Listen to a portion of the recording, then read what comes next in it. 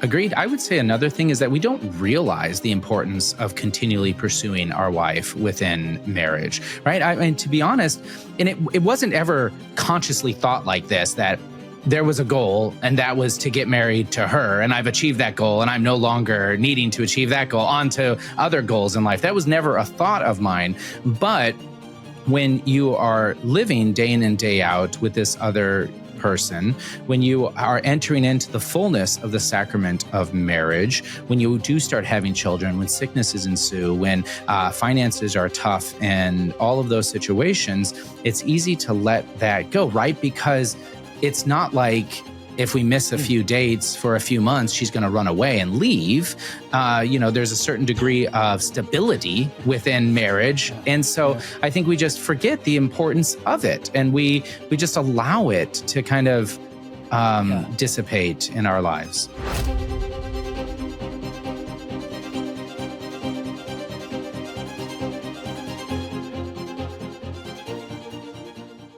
Hey, everyone. Thanks for joining us here on another episode of The Catholic Gentleman. We are so blessed. We love bringing these episodes to you, and we're grateful for your time that you're giving to us. Who are we? I am John Heinen. We've got my close friend, author, and speaker, founder of the Fathers of St. Joseph Ministry, Devin Schadt. Devin, how are you doing today? I'm good. I'm excited about this episode. Yeah, we're going to speak some truth, hopefully, and we're going to be honest about our lives. And we're going to do our best.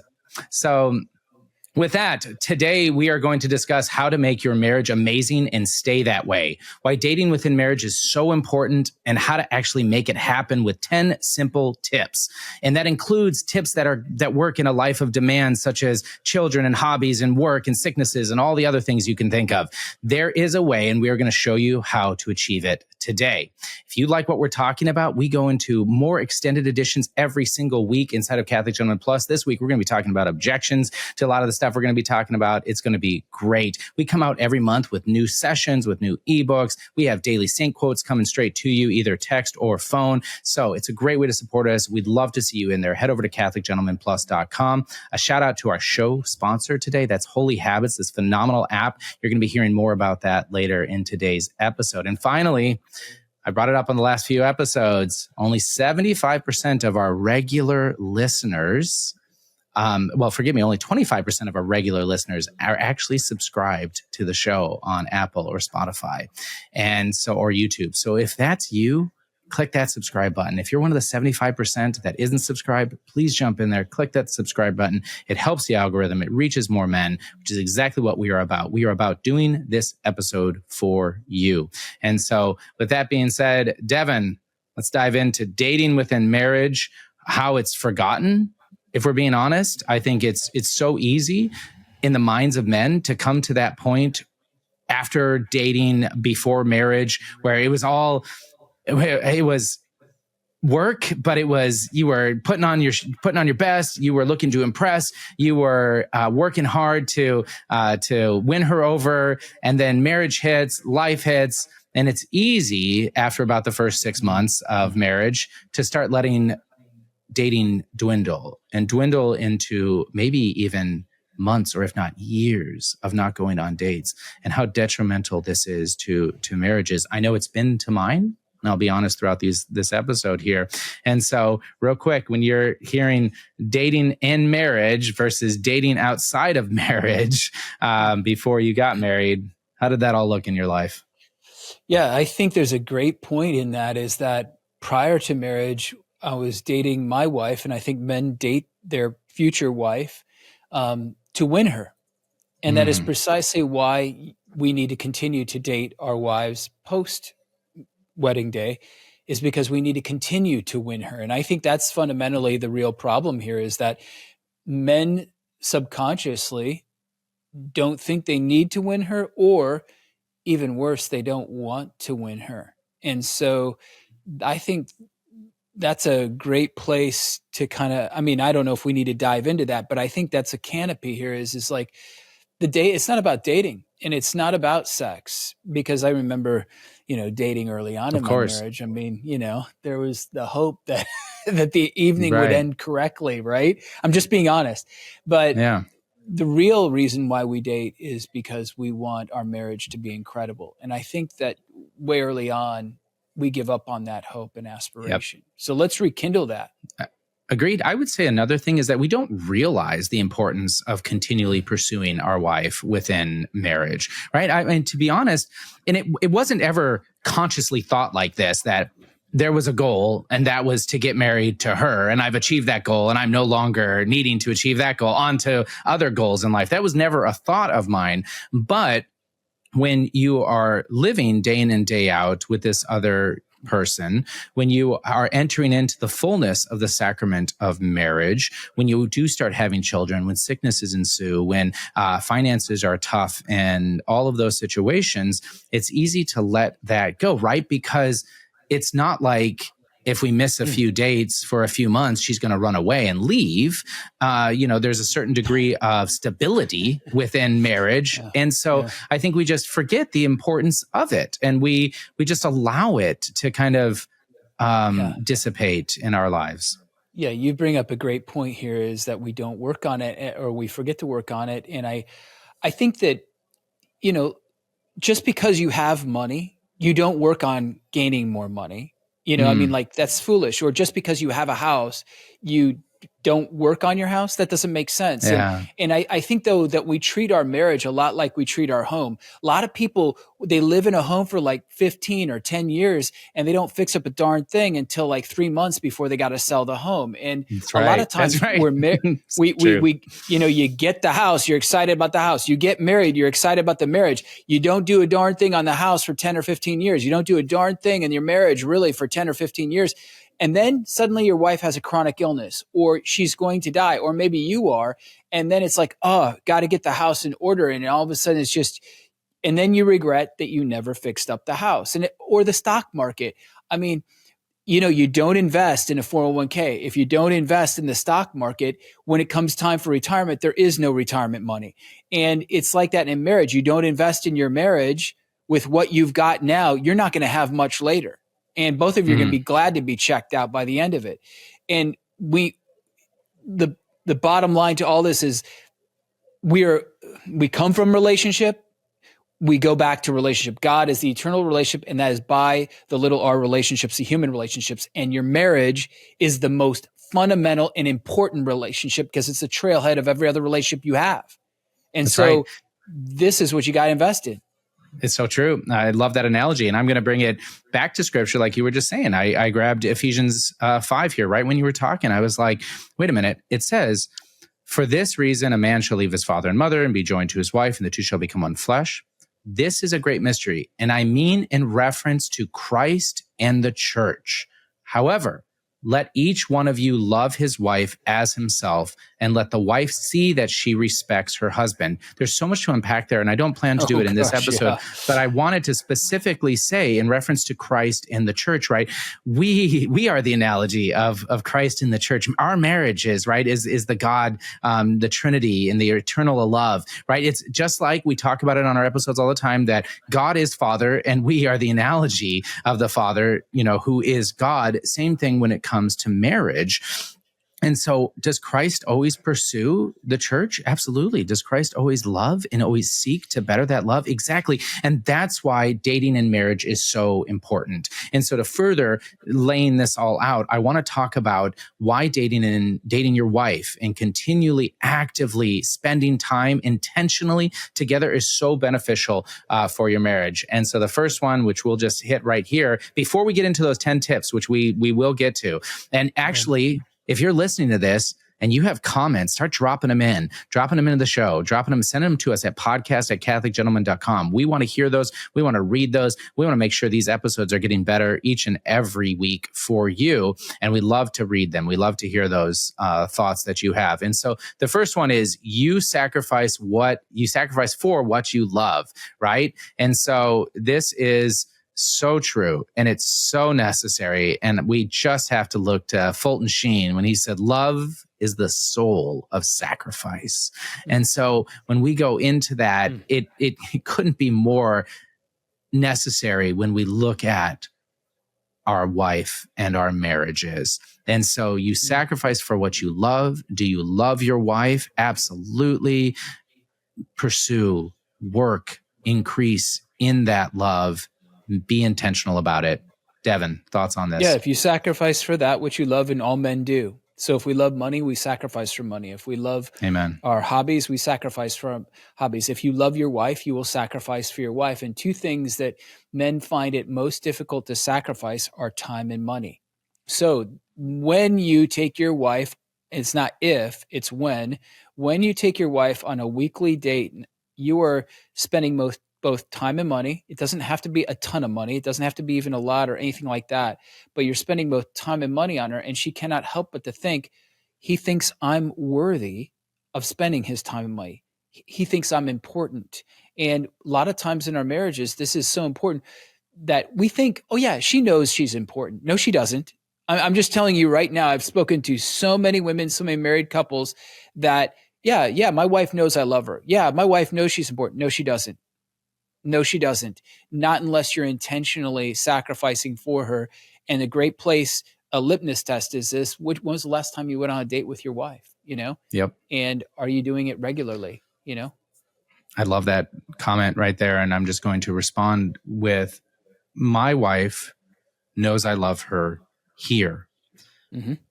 But if I'm not intentional about pursuing her, intentional about orchestrating and dating and preparing the conditions to have a great date night, I'm not showing her that by my actions.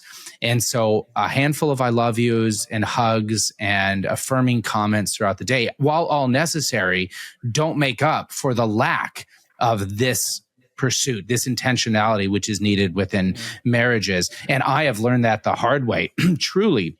In preparing for this episode, just to bring that up, is that I had this conversation with my wife, because there were years in our marriage that we maybe went on 2 or 3 dates a year.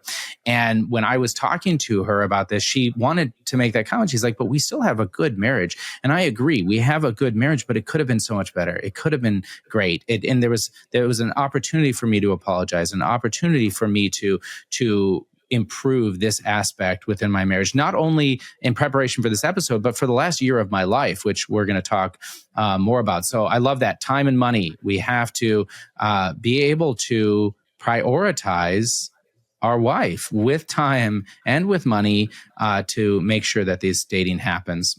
We need to sacrifice that for that which we love. Yeah, because you're subconsciously saying to her that you're not more important than my work, than my time, than my money, which is very interesting. She reads that. Oh, and this is very important. Human beings, we talk about perception and reality. And what we want to do is, when it's about us and how we interact with other people, we say, well, it's reality. But when we're living in response to someone, how they treat us, we live in perception. And so our wives, often their perception of what's happening is often the reality, even though it might not be on our end. So I can say, I love my wife intensely. She's the most important person in the world. But her perception of that is, well, kind of, but he doesn't do this for me, or he doesn't go out of his way for me, or he's not intentionally carving out time in his schedule for me. So the perception on her part is, no, I'm not the most important person in his world. And that becomes her reality. And that reality cannot help but to ooze through her pores and her pheromones and put off in stress hormones and all this stuff. And the man is going to feel that. And eventually there is the two ships passing in the night if this isn't addressed and adjusted. That's right. You start throwing children into the mix. You start throwing sicknesses in the mix, and all of those things. And it's so much more stress, and easier to both be caught up in that stress, right? And then to start seeing each other as, even an output of their stress, and not who they are as your spouse, as that which you love and need to pursue. And then why do marriages, and this is going to go right into the second point, why do good marriages fall apart? And I do mean that, like people who are steeped and wrapped in sin, who are outside of the church, and who don't have even the understanding of the sacrament. Why do these marriages fall apart? And one of them is because of lack of communication, right? And we talk about this. And number 2 of our points here is why it's so important in marriage is that communication fosters communion. And that's what we are all about. And so if we are not intentional about communication, and we're not intentional about that leisure time, that time of love within, and not just passing ships saying, oh, this, that, and the other, here's a checklist of things. This is, make sure you hit this agenda items, right? Like, but an actual time communicating about that which is most important, about the what's on our heart, what we feel is needed for this family, what we feel is needed for our relationships. If we're not making time for that, that communication is going to continue to break down into, again, a list of agenda items that just need to be checked off. Hey, Catholic Gentleman users, I have a new phenomenal app that I am incredibly excited to present to you today. Are you struggling with a sin that you just keep on falling into over and over again, that recurring sin? Are you struggling to achieve habits that you've set forth? Are you struggling to even start habits that you know are going to better your life? If so, then this app is for you. And frankly, this app is for everyone because it sets you up for success in achieving those goals and achieving those habits that are going to transform your life. It will start at your root sin. You might not even know what that is. This app actually helps you understand that. And then you can set forth these achievable goals, not 15 at once, but maybe 2 or 3. You can have an accountability partner with your close friend, or you can do it with your men's group. It is all encompassing, a really phenomenal tool for us in our lives today. You can start for free now by heading over to holyhabits.app/gentleman or clicking on that link in the show notes. You can get 14 days for free right now by clicking on the link in the show notes or heading over to holyhabits.app/gentleman. And I hope to see you in there. God bless. Yeah, people will blame their divorce or their separation or the failure of their marriage on income, on money, or on sexual dysfunction. However, it's because they don't talk about it, really. Maybe they fight about it, but they don't really talk about it. Yeah, like you said, communication leads to communion. And so the lack of ability to communicate healthily is a huge problem. So date night, that's the whole point here, is date night creates this context in which you can hone your communication skills and learn to talk about money, learn to talk about sex with your spouse, learn to talk about those things that really matter. And I tell you what, my wife and I have had date nights where it became explosive. And I remember one where, man, we were sitting outside at this pub and it was going okay. And I said just the wrong thing.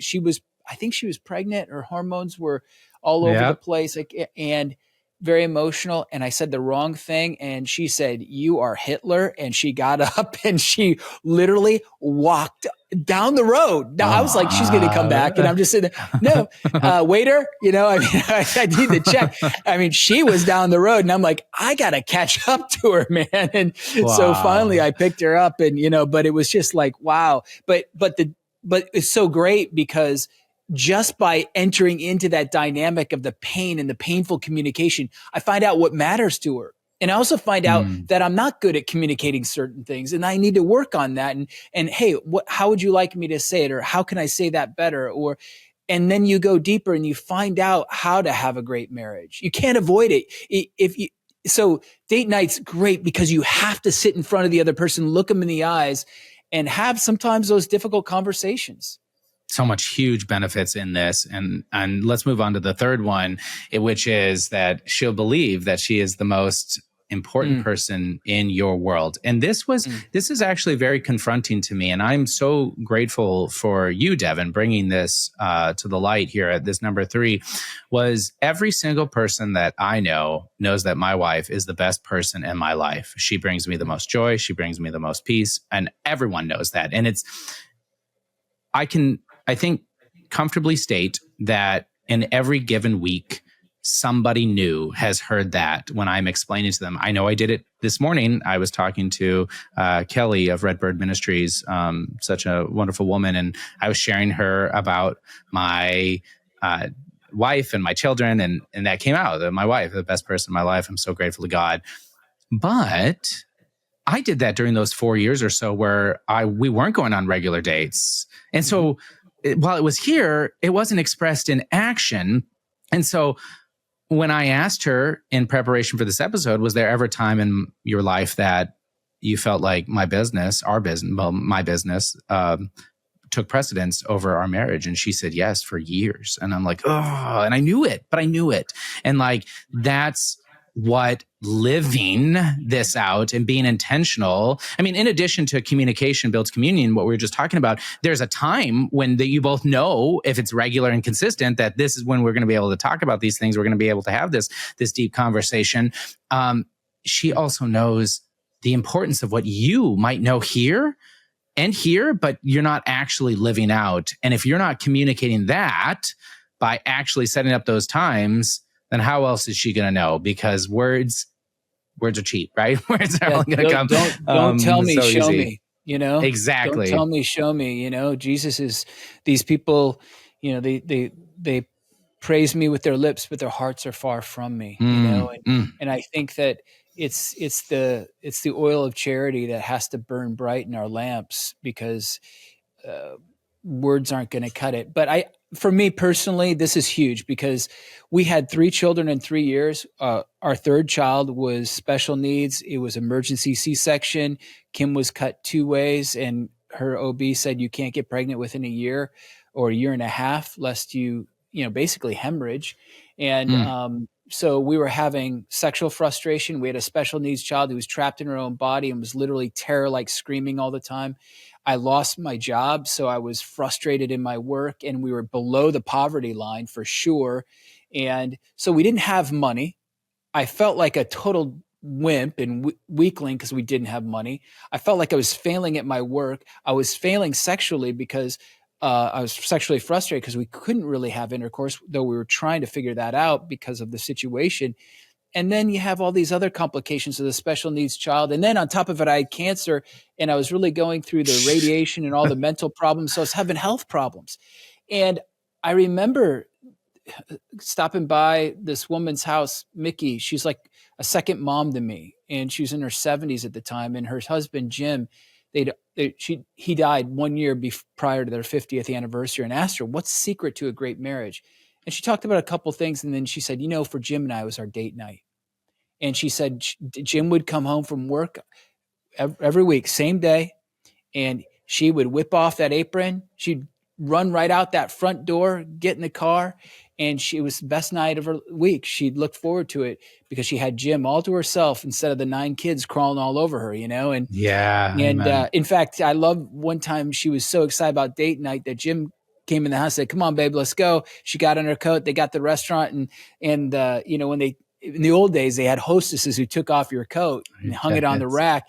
And so they took off her coat, and she still had her apron on. She was so excited to be with Jim, and Jim didn't even look at her. He was like, the apron, lose the apron, but she said that date night was so valuable to their marriage. And so Kim and I, at that point, at our lowest point, I believe, in our marriage, with all the dysfunction and all my problems, we didn't have any money. And so it was just like, you go out for a coffee, or you go out for a taco. I mean, it's like that, or you go out for a walk, or you have date night at home in the basement. And we were doing this, and pretty soon our marriage became alive again.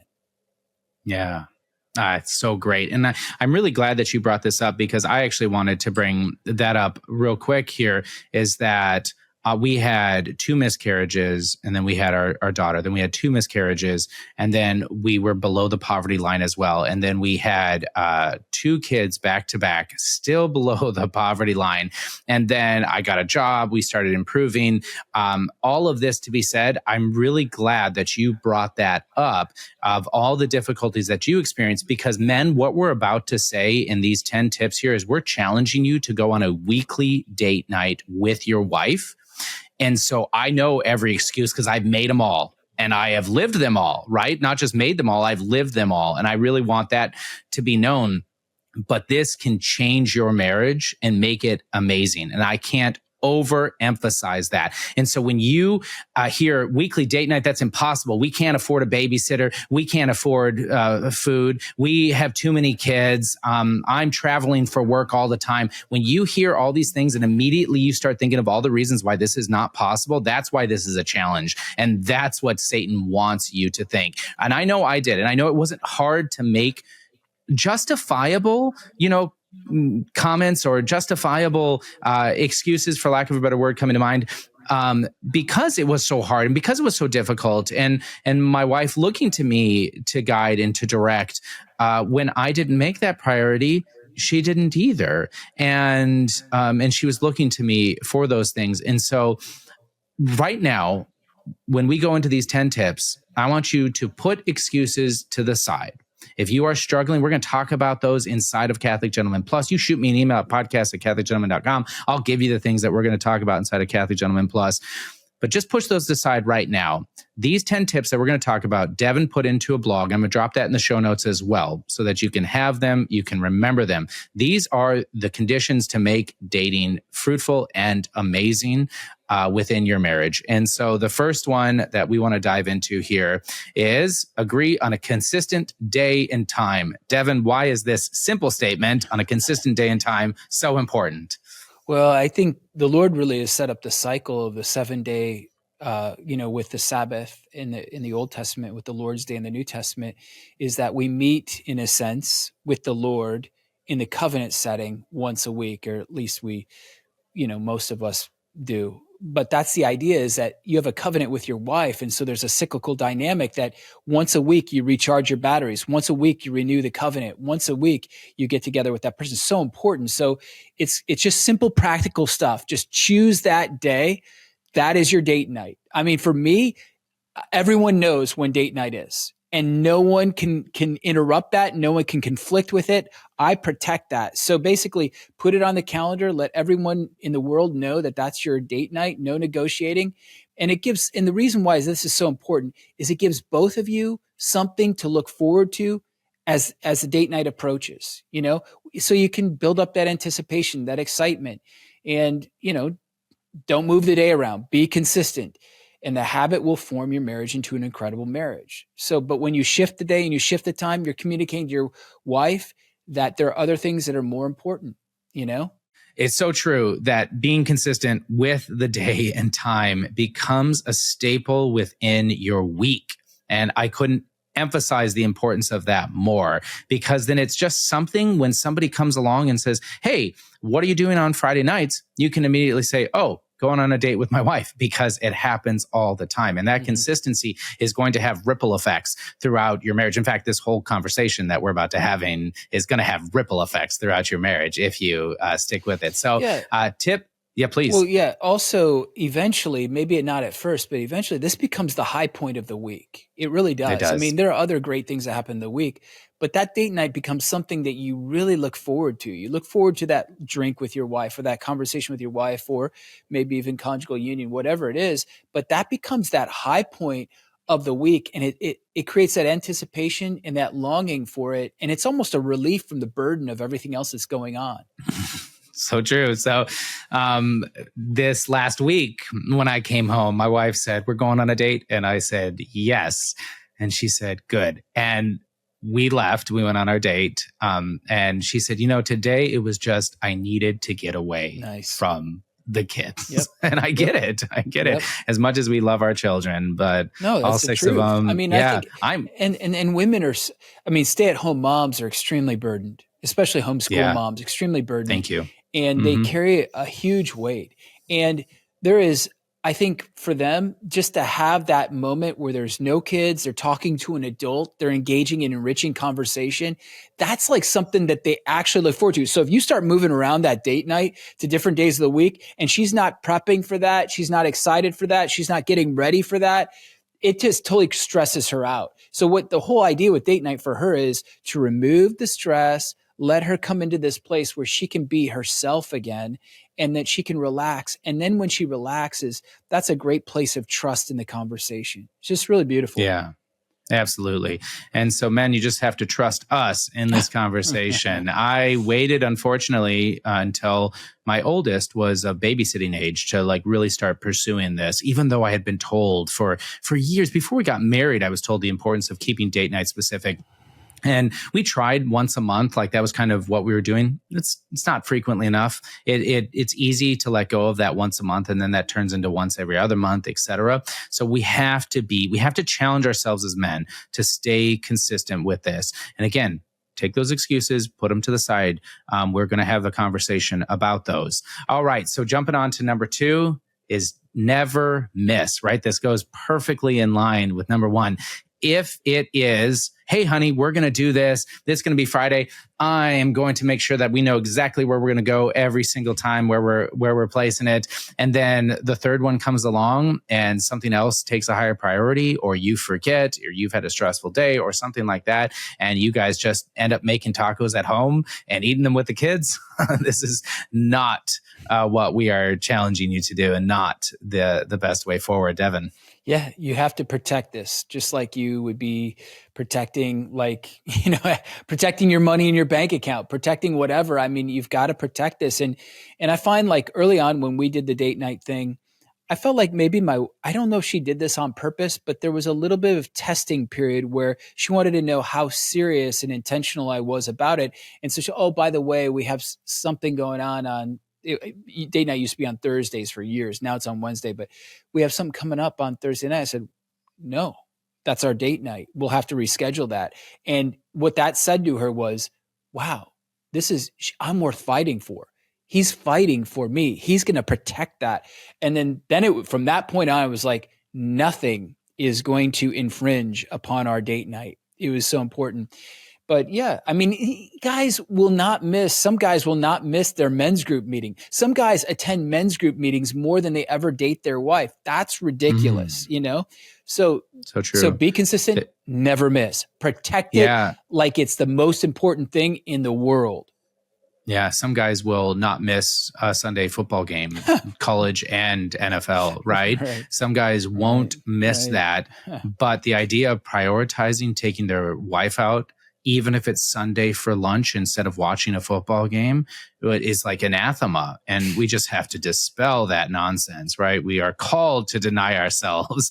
We are called to love our wives as Christ loved his church. And so let us do that. We're not called to make a liturgy of sports. And not that I don't like sports. And I literally just came out with an article on our blog, Catholic Gentlemen. You can check me on this, where we talked about sports are more than just sports and how great they are. So Devin, what were you going to say? I was just going to say, like, if you love sports and your wife kind of does, I mean, just make that like fun. That's not the date night for sure. But man, I can't tell you how many times my wife and I watched a game and we're like yelling at the screen and having a great time. And, there's something energetic, and it doesn't have to be with your buds. It can be with your wife. But that is not date night per se, though. You got to be able to look her in the eyes, have conversation with her, assure her of her beauty, all these things that we're going to talk about. Amen. So number 3 is a good one, and one that I like to talk about, and that's dressing well.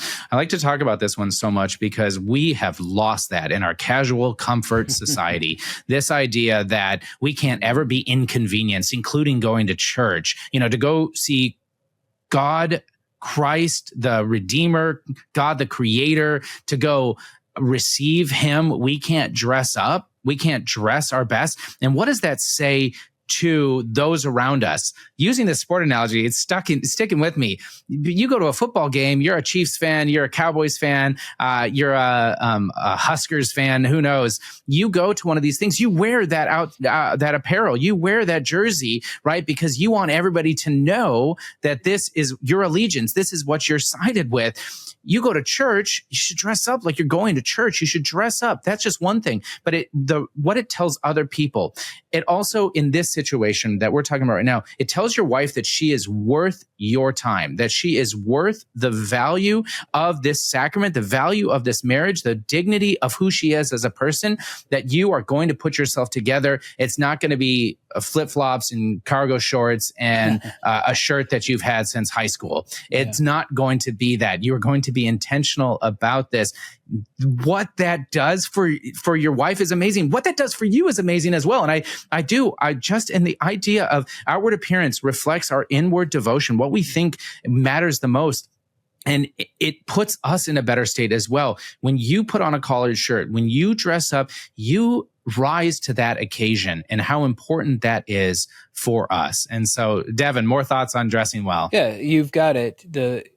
To dress for your wife, this is the big why about dressing nice, is because you're trying to impress her and she wants to be impressed. And when you dress nicely for her, she cannot help but to thinking, wow, he still wants to impress me. And that's a big deal for a woman who's had a couple kids, who maybe doesn't feel pretty anymore, who maybe feels like she's put on some weight and she doesn't feel as attractive and her body doesn't glow like it used to. When she feels like you want to win her, when you are wanting to impress her, man, that fills her tank. And then consequently, she wants to impress you. That's not why you do it, but that is the whole idea here, is you're communicating to her, wow, he still wants to impress me.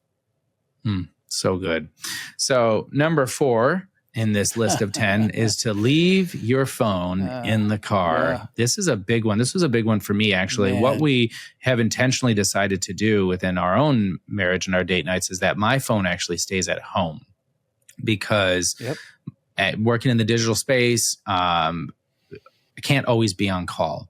And so I leave my phone at home. And I think that I frankly have to do that to actually give the intention that I want to give. Like, I want to do this and I want to be intentional like this.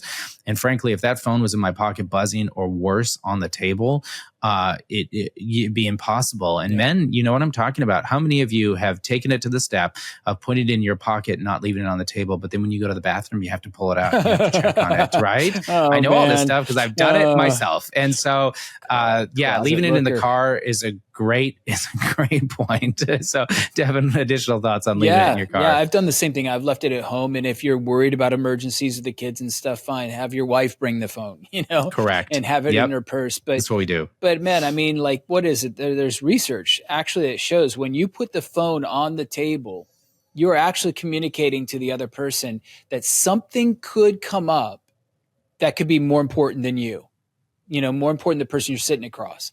And so just get rid of it so that there's no subconscious perception that there is anything else that you even care about remotely but her in those next 2 hours. Just make her number one. Amen. And because we're gentlemen here, I'm going to take us back historically. It was actually offensive to show up to a dinner party with a pocket watch with the chain coming out for that exact same reason. It was showing the host that you were more attentive to the time because something else might be more important, or you needed to get to something else. And so nowadays, when our phone is intentionally trying to blow up every 5 minutes to make you look at it, it's all the more important to just leave this and remove ourselves from this. So I'm grateful. Let's move on to number 5 here. Devin, why don't you lead with this one? Yeah, so we've talked about setting the stage of consistency, not letting anything rob you of your date night, so you protect it with all your might. And then we've talked about what not to do with the phone and whatnot. But now we're going to switch gears a little bit and talk about what to do while you're on that date. And the first thing is to affirm your wife, to notice her, make certain that you notice her effort. So that's one of the beautiful things about having that scheduled date night is she's going to do her hair, or she's going to put on that nice dress, or she's going to, whatever, put on those earrings. Notice it and say something about it positive. I mean, make sure that you don't say something negative about her hair or about what she's wearing, but compliment her. Tell her that she's beautiful. Tell her that you love those earrings, or you love the way that she did her hair, or whatever. Tell her that dress looks great. And when you're saying it, make sure you make eye contact. And, studies have found that when you look into the left eye of the person sitting across you, that actually engages trust. So when you say it to her, man, you look so beautiful tonight, and you're looking her right in that eyeball, she believes it. She wants to believe it. So just make sure that you're affirming her. Don't overdo it, because then she's going to know you're simping or whatever you're doing. It's bad motives. Yeah. Just speak meaningfully about something you've noticed about her. And what that says to her is, oh my gosh, he's really paying attention to me. He's actually looking at me like he did when we were dating. And I think that if you compliment someone or you affirm someone, oftentimes that person wants to live up to that expectation. So if you tell your wife that she's beautiful, not only does that give her the confidence to believe she's beautiful, but it also gives her the confidence to continue to step up and want to be beautiful for you. Yeah. And that's exactly right. Being beautiful for you. And I'm just thinking here, when we're affirming her, there might be women, and I know there will be women listening, and we're grateful for you being here listening. You might be thinking, are you serious? Like, you have to tell men this? And the answer is yes. Yeah, we're stupid. We do. Yeah. Exactly. The amount of times that my wife has gone out to get a haircut and I completely forget. Ooh. It's just we're bad at this. I'm bad at this. Man. And I know that I'm not unique in this aspect. And so we do. You have to. All we're talking about is being intentional. And these little tips here are so helpful, just to make sure. Check. I've got this. And you're going to give her what she deserves. And so, man, there's nothing more painful, I think, for a woman than not to be noticed by the man that she loves. It's just like overlooked, and it makes her feel like she's not even worthy of his attention. That's right. I mean, all of us struggle with this, but we've really got to work hard to begin to notice her again, and notice her effort, even with the kids or around the house. It may not be with her external, how she looks, but notice all the things she's doing and affirm her in that, because that goes a long way too, to actually giving her the confidence. Yeah. Thank you for noticing. You do love me, Yes. So moving on to the sixth one here, Devin, why don't you tell us what we mean by fake it until you make it? Fake it until you make it. Now, I didn't come up with this, so if there's women listening, don't shoot the messenger. Actually, there's this woman, her name's Kathy, but we called her Professor S for the longest time at the Fathers of St. Joseph, because she would give me all this female advice on how to love your wife and all this stuff. So I called her Professor S because her last name was Schluter. But anyway, she would say to the men, fake it until you make it. And she was saying, look, there's going to be times where you don't feel like loving your wife. There's going to be times where maybe, you notice she has put on a couple pounds, or she's not as beautiful as when you were dating. However, you have to bring out that beauty in her by actually complimenting her on the beauty. And so you've got to fake it until you make it. And what happens though here is, it's very interesting. The more that you affirm your wife in those qualities that are unique to her, and her internal beauty, her external beauty, her spiritual beauty, all that stuff, what happens is you begin to see it anew again. It's psychological. So what you're doing is actually, it's not faking it till you make it, in my opinion. What it's doing is causing you to dive deeper, to actually see the reasons why you fell in love with her, and to see that they're still there, and then compliment her and affirm her in that. And then by doing that, that increases your appreciation for that within her. So important. It is. And I can liken this to a lot of spiritual practices, but we are psychosoma beings, right? That means we are body, mind. What our body does, our mind begins to believe. What we decide to intentionally focus our attention and time on, our body sees as that which is most important. There is proof in this in science. We know that the neural pathways start shortening by that which we do most frequently. Why do Thomas Aquinas talked about the importance of genuflecting in humility to the tabernacle? Every time we cross that invisible line there in church, that we're always genuflecting. You might not feel like doing that. You might not want to do that, But the more you do that, the more you'll learn to respect, to revere, and then awe and wonder of Christ our Savior, who has brought himself and humbled himself to be there. And the host is going to be something that you truly believe, that you truly live. The same thing within our relationship with our wives. She needs this affirmation. You are the man to give it to her. And frankly, if you're not giving it to her, who will? And that is the truth of this. And so, or if somebody else does. So this is the other thing. If you are not affirming your wife's beauty, if you're not making eye contact with her and having meaningful conversations, if you're not making her the priority of your life, and let's say she's a woman who's in the workspace, or maybe not, maybe it's just the neighbor guy, and that neighbor guy or that guy at work gives her that attention, gives her that affirmation, gives her that, wow, I noticed that you got that new haircut or that new whatever. She's going to be like, oh, he notices. And she can't help but to like that. It's instinctual. She can't help herself that someone else has noticed her, and she can't help that she likes that. So if you are not noticing her and someone else is, you're losing the game. You're going to lose the game if you don't stop that. Yeah.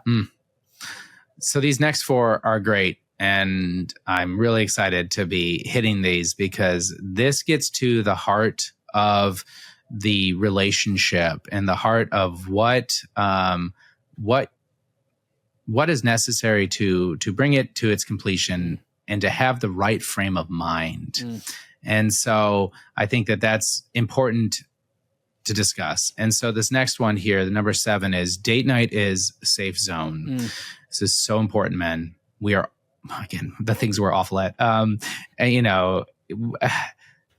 this 2-hour time period, for this window, we're not going to critique. We're not going to offer negative comments. We're not going to judge. We're not going to allow ourselves to go into negative conversations. I think that's a really big one. Is like we'll be having a conversation about politics, for instance. It's a great example, right? And you want to start going down the rabbit hole of politics within this date night. It's going to turn negative. It's going to turn dark. You want to go into some of the difficulties within the church and the different bishops and cardinals or something like that within the church. You're setting yourself up to not have a great conversation, not have a meaningful time with your wife, but actually be negative, and we want to avoid that. But again, going back, and I think, Devin, you can even drive this one home a little bit more, is the critiquing and criticisms and why this safe zone has to be, we have to kind of revere this point within date nights. Yeah, I think it's all too easy to have this window of opportunity where you're going to spend time with your wife and then use that as the time in which you're going to tell her all the things she's doing wrong or all the things that you need or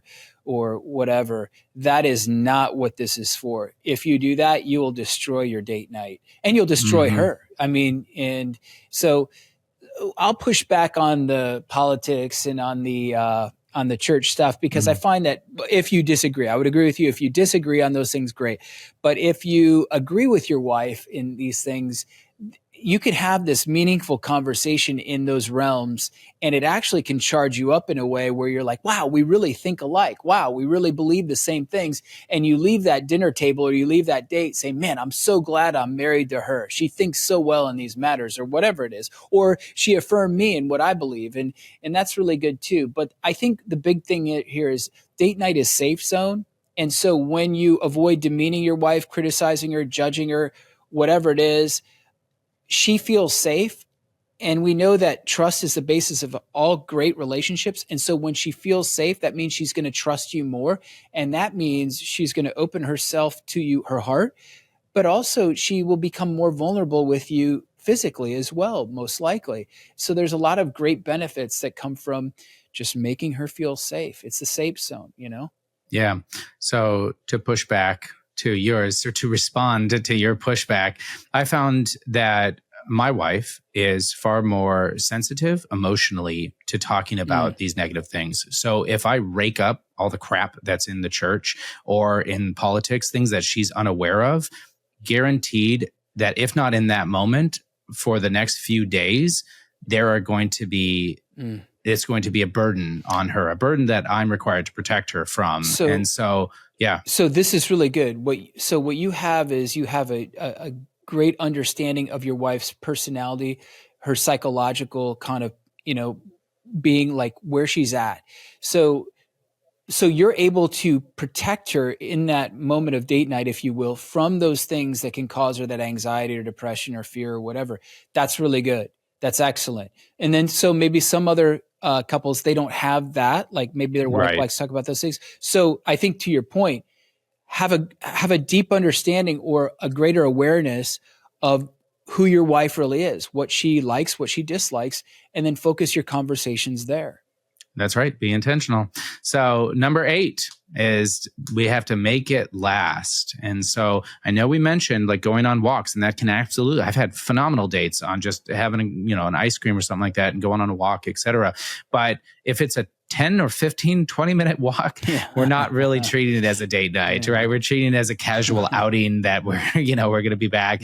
And so we need to not rush it. We need to make sure that whatever we did to set up, if you have children, a babysitter or arrange somebody to take care of the kids and stuff like that, whatever you are going to invest in within your money, we need to make that time as well. We need to make that time last. We need to make that worth it. It would be good for you. One of the things that I was reflecting on in this is the importance of leisure and how it resonates with our prayer life. I've heard it saying 2 sides of a coin, that sort of thing, is that when we treat our time with our wife as something of leisure, which is so important in our lives, it reflects on that which is most important at an ontological level, at a level of being. And so by prioritizing this and by saying no to work, no to other forms of casual entertainment, no to the distractions of the fence that needs to be repaired or the car that needs to be fixed, you are prioritizing with your wife leisure together. And in that, the resounding effects of improving your whole life, it can't be underestimated or overstated. So John, just so for our listeners, there is the philosophic understanding of leisure, and then there's the modern idea of leisure being just laziness. And so right. Can you just clarify like just what leisure means philosophically? So if you want to go deeper into this, you can head over to Catholic Gentleman Plus, where we spent a whole month talking about leisure. I'm joking, but I appreciate that. So leisure is that which recreates us in our very essence. Leisure is something that we actively pursue and we actively participate in. And so it can be music, making music. It can be reading poetry. It can be honestly playing catch with your sons. It can be resting out on the porch without any demands that require you to get inside. It can be those conversations which are most edifying and purposeful to our lives. We often work so as to get to those moments, right? Instead of centering our lives around those moments so that we can be better at work, so that we can do other things, right? We get it flipped, where leisure becomes something that maybe we do on Sundays, maybe we do on vacations. I also don't want to confuse leisure that we're talking about with just substitutes of leisure, as I like to call them, like just binge watching TV or doom scrolling on your phone. Like those 2 things that I just mentioned are not forms of leisure. I would argue that they're not good entertainment either. And I think that so within leisure, we should be recreated. I remember when I was doing carpentry work and I was spending just a few hours after kids went to bed working on cutting boards or working on a mantle or something along those lines. Like there was no objective goal that was going to add some sort of financial value to my life. It was getting good at a craft, and who cares whether this cutting board is going to be something that I would ever sell. Mm-hmm. It was the experience of the moment of learning to create, of working to create, that made it leisurely and made it all the more enjoyable. Now, so when I'm talking about in the realm of dating our wives, we can experience that leisure together, and we should experience that leisure together. Yeah, that's great. So it comes from the conversation, obviously, spending time together, and so make it last, make the date night last, carve out 2 hours if you can, 1.5, Yeah. 2 hours, and say, this is hers. I'm giving her this time. And I love, like, when we go to a pub or a restaurant or something like that, I'm like, man, I'm paying for this meal. I'm renting this space here. We're going to make That's this right. last. I'm going to make these guys pay, so we linger. And I think when we linger as men, we're saying to her, she's like, wow, he really enjoys spending time with me. He wants to For spend sure. time with me. And our wives love this. So it's Mhm. so important, because if we're just eating and then we're done and we pay the bill and then we're driving back home, it's like, it just feels like transactional. It doesn't feel like Yeah. leisure. It doesn't feel relational. And so it's not about eating dinner, Yeah. that's kind of like a side point, like it's about being with her. That's right. And it's also not about going and eating and looking at your phones separately at the table, right? Yeah. And I know I laugh, and it's unfortunate because I can't walk into a restaurant ever anymore without seeing that, without seeing full families or a husband and wife or individuals dating, and one or both are staring at their phone. And that is just not what we're talking about here. So awesome. Moving on to number 9. And Devin, you can take the way with this one as well, is how do we make it easy? So make it easy. Don't complicate it. If you and your wife like to eat at the same restaurant, then eat at the same restaurant. If you have date night in your basement, keep it the same. Keep it simple. Same time, same place, etc. If the two of you are creative and like to try new things, then do it. Good, great. Yeah. But the last thing, in my opinion, my wife hates this, is like, it's date night and we get in the car and I'm like, oh, so where do you want to go? She's like, don't do that to me. Because like in our relationship, she loves it when I make the decisions. Maybe it's the opposite in some other people's relationships. But the main thing is that you've thought it out. And so that you communicate to her, wow, he's prepared for this moment. He's thought about this. That's very important. And, like, text her beforehand. Hey, I've been thinking about date night. I'm really looking forward to spending time with you. Or if you guys haven't decided, what do you think about going here or this place? But it just communicates to her, he's looking forward to spending time with me. But make it easy. Don't make it complicated. Don't think you have to spend a ton of money. Just make it easy on yourself. The main thing here is you're getting her away from whatever's going on in her life. Yeah. You're getting away from whatever's going on in your life, and the two of you can be one again. Yeah. And so I'm surprised to hear you say that. I've actually never experienced that. I've never just said, hey, where do you want to go? At the beginning of a date night. No, I think it's something so every guy has done. Okay. All right. I was like, wow, man, you're on top of things. No. Boy, no, I feel it's absolutely stupid. It's most common, unfortunately, right? I think it's very common to wait that until in 5 itself minutes almost before. ends up into a fight. Where do you want to go? I don't know. For sure. You never, and then pretty soon it's like, okay, let's go back inside. We're not. Well, I just want to do what you want to do. I know. I've said it all. I've experienced it all.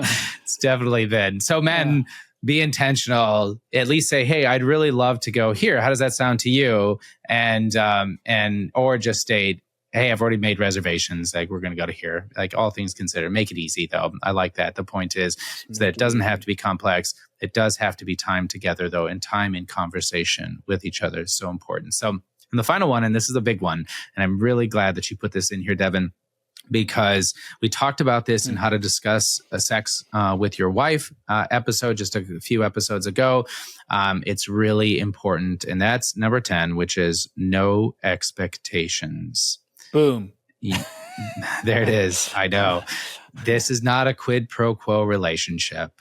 It is not, I have given you this, the danger in all of this, and so I expect something in return, is never how you approach dates. And it can be a welcomed, here we go. I'm just going to say it like this. When you have the right frame of mind It is about a total gift of self. It is about giving of yourself to your wife. That's it. If you've listened to all the previous 9, you get it. It's about giving of yourself to your wife, not getting something in return. Love begets love, though, and I know you can talk about that very beautifully, Devin. No, you nailed it. I think there's not really much to say here, but you know, if this is a lingering temptation, which for a lot of guys it is that, wow, if I, the whole movie and a dinner and I get what I want kind of thing. If that's the mentality that you're struggling with, fight against it. And I guarantee you, if you do these 10 things, you know, 90% of the time, what's going to happen is that you will not be outdone in generosity. God will reward you in your marriage. Your wife will end up loving you more because she feels loved by you. And like St. John of the Cross says, where there is no love, put love and there will be love. So don't do it just to try to get something from her. That's a huge mistake. And women have radar for that. And they do. My wife does and did, and so does mine. Absolutely. And so you learn pretty fast, and it's very interesting, like early on, you take her out on a date, or took my wife on a date, and then it didn't go the way I'd hoped, and then I'm grumpy, or pouty, and she's like, what's wrong with you? We had a great date. Yeah, there you go. I'm put on the spot, and so you learn really quickly, you know what, you better have the right intentions here, boy, if you're gonna have a great marriage. And so that was a big wake up call for me. Yeah, amen. No, I completely agree. So instead of going over all 10 of these things, just click on that link in the show notes and you can jump over to the article that Devin put together and see them there. We are going to go inside of Catholic Gentleman Plus in the extended edition and talk about all these objections of how we're going to find the money for babysitters and for these sort of things. How we're going to, who's going to take care of our kids, all of those sort of things. So if you are making excuses like we are all prone to do, myself included, encourage you to head over to Catholic Gentleman Plus. It's a great way to support us. We also love to get your questions. So send them to us at podcast@catholicgentleman.com. Frequently, we answer them on the episodes and something. So we'd love to hear from you. If you just have comments, opinions, you completely disagree with everything we're saying, go ahead and throw it into the comment boxes. and we'd love to see those as well. So we are here at an time in the episode of Putting on the New Man. This is the challenge. This is a challenge for all men. This is not going to be a shocker for anybody who's made it this far, but here is the challenge. The challenge is to set up a weekly date night with your wife. Now, if you think that this is too idealistic, if you feel like this is impossible, if you feel like your last 10 years of life have proven that this could never happen, I'm going to challenge you to do it for a month and then see if you can't do it for 2 months. But right now, your goal is to intentionally set up on the calendar a weekly date night. Go through those 10 things that we just discussed and make it happen. It will turn a good marriage great. It'll turn a bad marriage good, maybe even great. It can transform relationships and transform your relationship. And so we as men can't put off the importance of pursuing our wives and being intentional about it. Devin, any final words? No, that's great. Awesome. So thank you for joining us. Thanks for getting this far. We hope to see you inside of Catholic Gentleman Plus. And as we end each of our episodes, be a man, be a saint.